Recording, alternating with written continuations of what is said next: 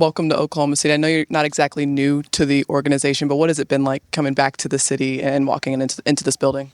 Yeah, it's been nice. Some good memories. Obviously, this is like you said, where I started my professional career. So many familiar faces. The continuity of the organization has been great, and I think that'll really help me just ease back into it. Get to know the teammates. The facility's still the same, so I know where everything's at. Just really excited to be here. From playing against this team over the course of your career, what's been your perspective of the growth and the trajectory of this team as of late? Yeah, obviously really young, and obviously they've grown up a little bit now, but super competitive. Everything that I've heard from people within the organization is tight knit group that wants to have success and cares about each other, pushes each other, and that seems to be a team that I think I can fit into. Alex, where were you when you got the news, and just what was your immediate sort of reaction? I was at home in Austin. That's where I spend the off season. I was just at home. I was actually like 5 or 10 minutes away from changing and going hitting golf balls at the driving range. So I delayed my practice session for the day by a couple hours. But yeah, I got the call from AK, and then Sam called me shortly after, and just kind of took it all in stride. Had a lot of texts and FaceTimes and calls to answer from teammates, friends, family. Just trying to process it all of them. Obviously, wish me the best and were happy for me, and from then just try to digest everything and figure out how it's going to look. Any idea this is going to happen? This coming here, or that you want me to move? Period. Not 100%. There's been rumors of me being traded for the last couple of years around the trade deadline, so I've kind of just gotten used to it. In one year out the other, was a bit of a surprise to me the day it did happen. Usually stuff like that happens, centered around the draft and something like that. So caught a little off guard, but at the end of the day, that's professional sports. You take everything in stride and do the best you can. How does your game suit the Thunder? Yeah, I think the things that I do well complement the team. Team first guy. I just want to win. That's the biggest thing. Super competitive. Will sacrifice for the teammates. Obviously, I think I had a good year individually last year.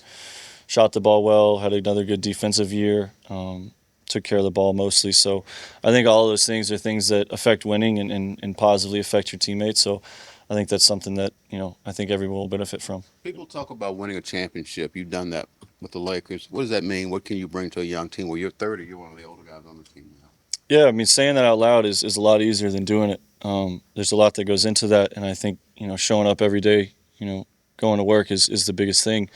Learning from some of the older guys, LeBron, Rondo, Danny Green, just to name a few that I played with.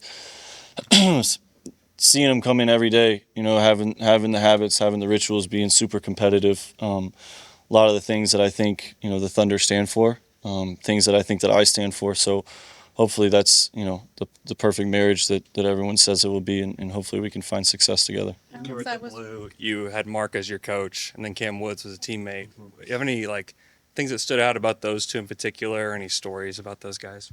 Yeah, a handful of people, two handfuls of people that were with the Blue, or at least in the OKC organization, that are still here, that have helped me get started and then get back to this spot.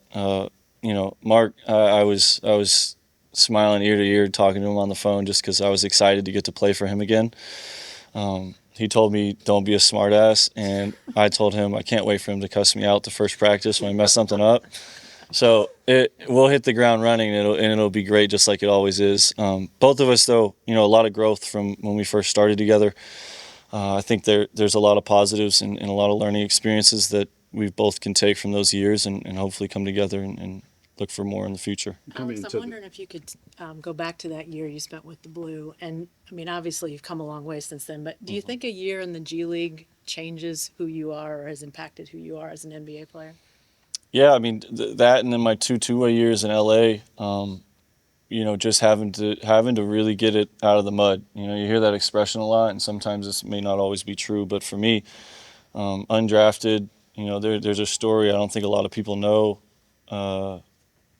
There was a week span before I came to the Blue into training camp where I thought I was going to play in Poland. A couple of days later, I talked to a coach of a team in Germany. and then OKC called, the Blue called, and I came up here, took a physical, took a tour of the practice facility, and then started my journey here. So to go from that, playing a full 50 games with the Blue that first year, going to 3 summer leagues, it just it just taught me what I needed to do to get to the level that I wanted to play at. And countless hours, a lot of help, a lot of self-belief. You know, a lot of those things are things you need to turn a career from undrafted to the G League to, you know, being in the NBA. Did you have the ticket to go to Germany? Like, were you that close? No, to I didn't have the leaving? ticket. No. I just talked to the coach on the phone, but Okay. I didn't know what I was going to do. I truly didn't. And coming to OKC, just decided if I was going to try and play in the NBA, I needed to get my foot in the door, and, you know, probably the best place I could have done that. Was there ever a point along the way where you thought, you know, like you said, 3 summer leagues, like, is this going to happen? Like, was there ever a moment of that for you, or did you just always believe that it was going to come to fruition? A little bit of both. There's, you know, I'd be lying if I didn't say there weren't days where you feel a little down, and you know, the weight or the pressure of getting it done doesn't bear on you. But I'm a really competitive guy, and I think I'm the most competitive with myself. Like, I think I push myself and have high expectations for what I expect myself to bring, and how I expect to work. And then ultimately, I really do just expect to find a way to get it done. You know, that's just something that I was blessed with. I don't know if I curated that from high school, college, younger, but that's something that to my DNA, I expect to get the job done, whatever it is. Alex, you just mentioned how tight knit this group appeared from the outside. Obviously, it's mostly made up of young 20-somethings. You instantly become the vet here. Just how internally are you approaching, you know, trying to fit into that younger group? Yeah, I mean, just taking it. I've said this a lot, but just taking it in stride. I think I'm a good teammate. You know, I put the others first. I think that's something that goes a long way in this organization, and that they do themselves. So just showing up and being there for the teammates, you know, pushing them to maybe levels they didn't know. Hopefully they can push me too, and it's just, you know, iron and sharpen iron, and hopefully we can find some success from there. You knew Mark before most of these guys were drafted. You got to have a different relationship than most of them will have. What are the things that kind of stood out to you about him then, and then how much of that has been reassured over the years that you've been watching him from afar? Yeah, it's funny because he still has the same like personality and demeanor on the sideline when I was playing against him in the games that he did when I was playing for him with the Blue. Just, you know, quiet, very observant. Doesn't always, you know.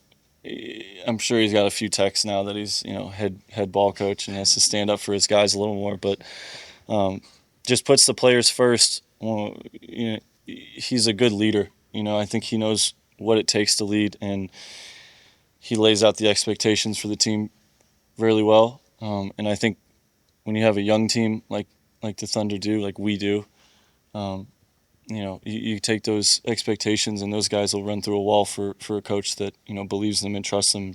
I think those are some qualities that easily define Mark. You made all defenses last 2 years. What makes a good defensive player? Is it a personal thing about you, personal pride in that, physical stature? What makes you a good defensive player? Yeah, a little bit of all that. Obviously, you got to be able to compete with, you know, the best athletes in the world. You got to be smart. You got to be disciplined. You got to be hungry. You got to be competitive. And at the end of the day, you know, you got to have a little bit of amnesia because guys are going to score. You know, y'all have watched SGA play for the last couple of years.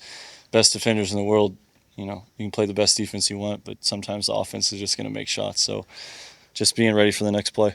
As a guy who takes so much pride defensively, and you look how good this team has been defensively this year, all the talent defensively like Lou and Chet, how excited are you to be a part of that now?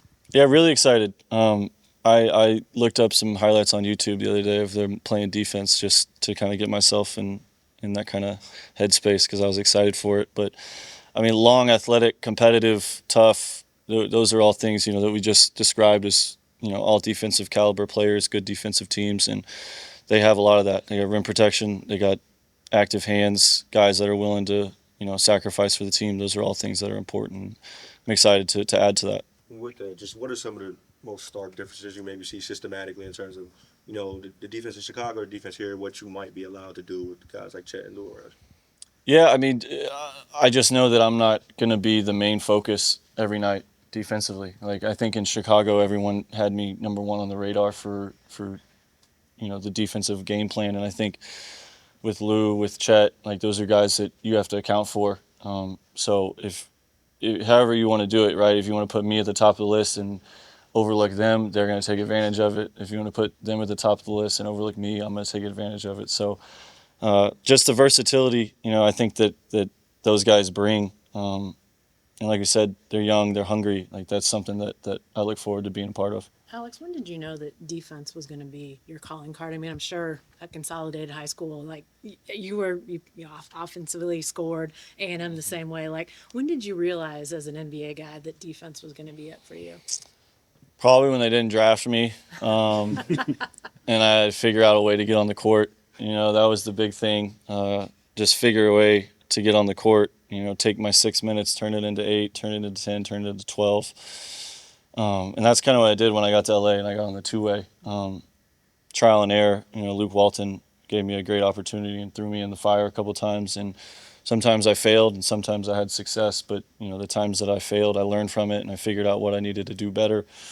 And one of those things was, if I could be if I could be relied on defense and not be a liability, I could earn myself some minutes and then to kind of figure out an offense. And I think I've done that now, and to where I'm, pretty much assured of myself on both ends. Was there anybody in LA, either teammate wise or coach wise, that sort of helped to show you the way or just kind of lead you into that space of really being a defensive guy?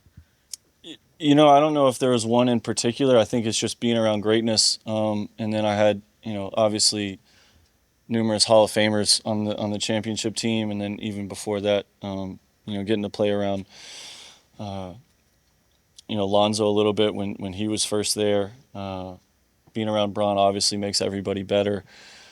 Danny Green, some of the best hands in the game when he was still playing. And then I think I had a really good mentor in Kobe Carl, who's my head coach in South Bay, and he gave me great perspective at times on, who I was as a player and what I needed to do to try and improve and to be a valuable asset. So him and the whole South Bay organization really did a good job of helping me learn. But yeah, just being around greatness, and then like I said earlier, just learning from failure. Any memories stand out playing for Billy and the Bulls? Yeah, I love playing my 3 years with Billy. He's a great coach. Me and him had some really good conversations, and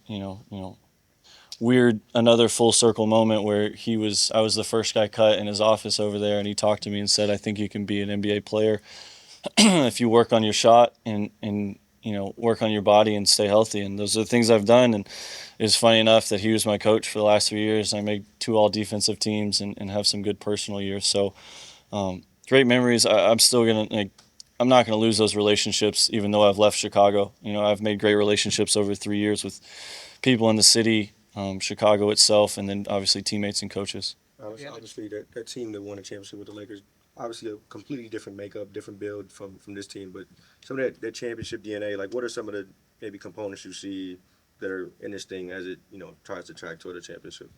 You got to be ambitious. Only one team's happy at the end of the year every year. The other 29 got to go back to the drawing board. So I know Mark, I know Sam. From the outside looking in, I know what the guys stand for. It's about showing up and going to work every day. If you want to be great, you got to be great every day. You can't just turn it on April 16th, 17th, whatever the date is for the playoffs to start. So it's just got to become an everyday thing, kind of a lifestyle more so than, what does it look like written on the wall, in shiny letters. Have you had the chance to talk to any of your new teammates about sort of what's going on, just greeting them? I met Jalen, tall Jalen today. Jay Will, I met him, and then Shea reached out and texted me and said he was excited to have me, and I complimented me, and I obviously showered him with praise back because he's a really good player. Told him we were excited to get going and just ready for the opportunity to play alongside him. I was in recent days since the trade. That story you told once on JJ's pod, the old man and the three, about Sam sitting in Sioux Falls and answering questions. Mm-hmm. Just that core memory. Like, how often do you think back to that? And have you talked with him about that since then? Yeah, it was weird. We had lunch today, and I thought about it when I was sitting down at the table talking to him today. Ironically enough, I haven't. I'll bring it up to him next time I see him, and we'll talk about it. But there's just is immeasurable value in him doing that, and I think that just goes to show the person he is, the leader he is. Why the Thunder have found success with his tenure around the organization. He checks boxes, he dots I's, crosses T's. Like, he makes sure that he invests his time and his sweat equity into the organization, and that's somebody you'll go to battle with. Your dad played for Eddie Sutton. What Yeah, have you heard about Eddie over the years? Eddie was. I didn't hear a lot. I did hear that practices were tough. There were a lot of cuss words, and they were going to play defense. He told me there was a couple of practices where they didn't have balls. He just rolled the basketballs into the hallway. It's like, yeah, you're dating yourself with that. I don't think anybody's getting away with that nowadays. There were shoulder pads and helmets at Oklahoma State one time. Yeah, I was a kid. I was ball boy for A&M when they had that practice. I remember seeing that. Yeah. Well, you spent some time in Oklahoma City. A lot has changed since 2016. But what's something that you're just looking forward to, like off the court, just in Oklahoma City? I think just getting to see the city a little bit more, getting to know the community better, because I think my first tenure here was so quick, and I was pretty tunnel visioned at the time. Like, I was pretty dead set on, like, anything besides basketball is not really happening. So I might have gone to like a Cinemark once and just hung out with my teammates at the house. But really getting to know the community, see some of it some more, find some places to eat that are to my liking. Are you going to be able to watch any of the College World Series game? Yeah. I'm supposed to go to dinner with Mark tonight, so I'm gonna be checking my phone in between that. But yeah, we're hoping our Aggies can pull it out. You're hitting the last year of your deal. Is this, when you think about that, is this a place where you could see yourself for a long time? Yeah, I think so. Obviously, that's I think that conversation's for another place and time. But I know what Oklahoma City as an organization stands for. I can obviously tell that they've done a good job of bringing together a good team. So possibly, but I think for now I'd like to just meet my teammates and get to work before we talk about any of that.